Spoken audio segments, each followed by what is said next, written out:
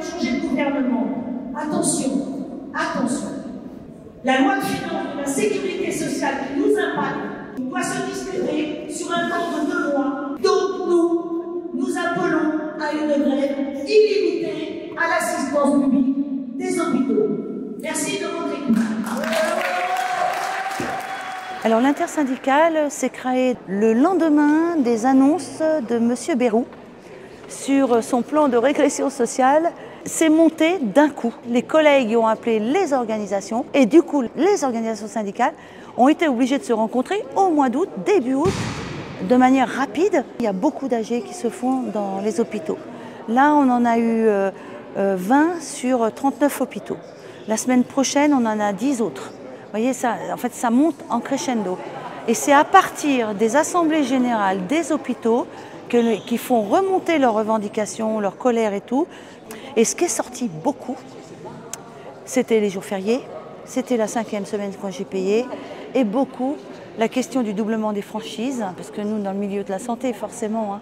On est en sous-effectif dans la fonction publique hospitalière, et donc du coup, quand on entend ces restrictions budgétaires, on trouve ça très sévère. Les 2 jours fériés qui permettent aux agents de se reposer, je trouve que c'est une attaque face au repos des agents et une attaque frontale au code du travail en fait. On sait très bien que derrière, quand il y a réduction de budget, il y a aussi réduction à la fois de perspectives d'offres de soins et aussi des suppressions d'emplois. Si on fait le calcul pour ce qui est de Beaujon et de Bichat, parce que c'est 2 établissements qui sont concernés, ça serait l'équivalent de 1000 postes qui disparaîtraient. Donc on imagine les conséquences sociales que ça peut avoir. Alors c'est pas nouveau, mais là 44 milliards d'annoncés, c'est quand même énorme.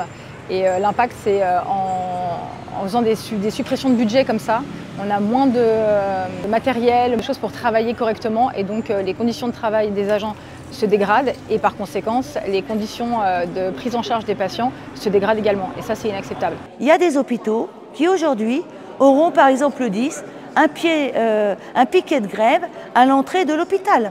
Et puis, il y en a d'autres qui vont faire, à partir de demain, des opérations coup de poing. C'est-à-dire, on va se mettre au self et on empêchera les collègues de sortir la carte professionnelle pour payer le repas.